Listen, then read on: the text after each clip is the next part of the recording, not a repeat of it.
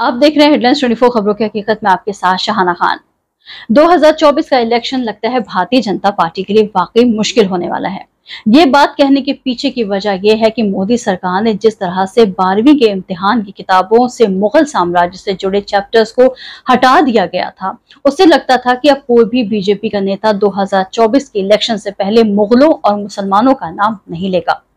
पूरा मामला ये है कि मोदी सरकार ने G20 सम्मेलन के लिए जो पत्रिका निकाली थी उसमें भारत की अब तक की राजनीतिक, सामाजिक और सांस्कृतिक यात्रा की झलकियां दिखाई थी। पत्रिका में मुगल बादशाह अकबर का परिचय देते हुए कहा गया है कि उनकी लोकतांत्रिक सोच बाकियों से हटकर और अपने समय से काफी आगे थी। पत्रिका में उनके बारे में लिखा है कि अच्छे प्रशासन में सभी का कल्याण निहित होना चाहिए, चाहे वो किसी भी धर्म के मानने वाले क्यों ना हो। 30वें मुगल बादशाह अकबर ने ऐसा ही लोकतंत्र अपनाया था। अकबर ने सुलाह-ए-कुल यानी सार्वभौमिक शांति का सिद्धांत दिया था। ये धार्मिक भेदभाव के खिलाफ बना सिद्धांत था। पत्रिका में अकबर की उदारता, धार्मिक सहिष्णुता और उनके शासन के लोकतांत्रिक मिजाज का जिक्र किए जाने की भी चर्चा है।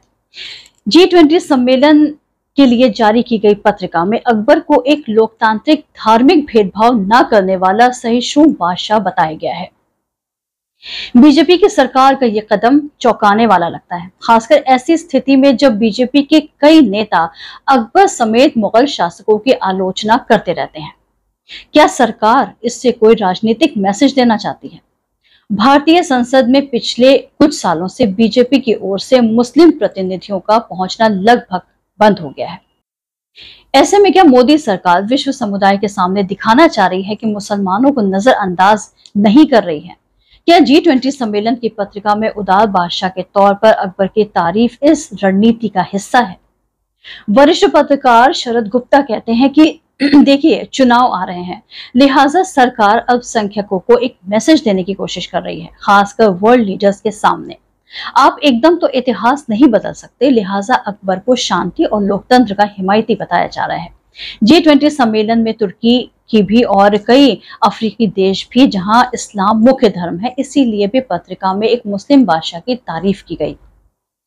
शरद गुप्ता कहते हैं कि राज्यसभा और लोकसभा में बीजेपी का कोई भी मुस्लिम चेहरा नहीं है। हो सकता है कि वो अगले चुनाव में भी मुस्लिम उम्मीदवारों को टिकट ना दें, लेकिन G20 एक अंतरराष्ट्रीय सम्मेलन था, लिहाजा वहां अपना समावेशी चेहरा दिखाने की जरूरत थी।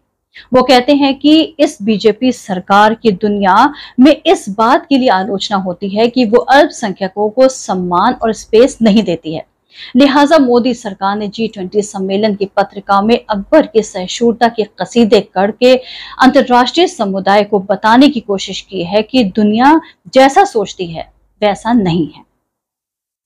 G20 सम्मेलन की पत्रिका में भले ही अकबर का महिमा मंडन किया गया हो, लेकिन बीजेपी नेता मुगल बादशाहों पर लगातार हमलावर रहे हैं।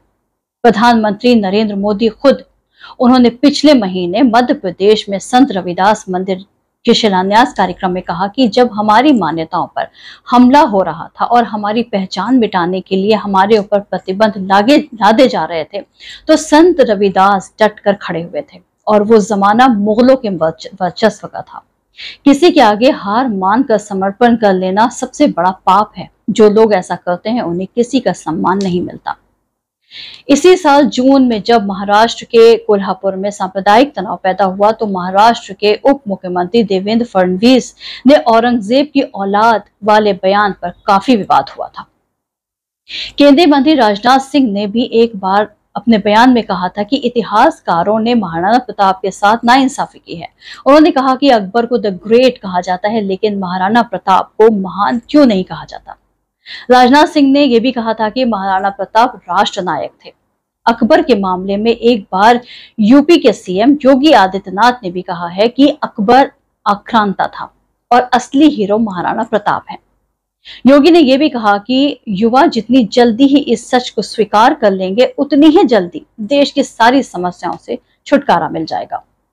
इसी तरह साल 2020 में भी योगी आदित्यनाथ ने ताजमहल के नजदीक बन रहे मुगल म्यूजियम का नाम बदलकर छत्रपति शिवाजी म्यूजियम करने का आदेश दिया था।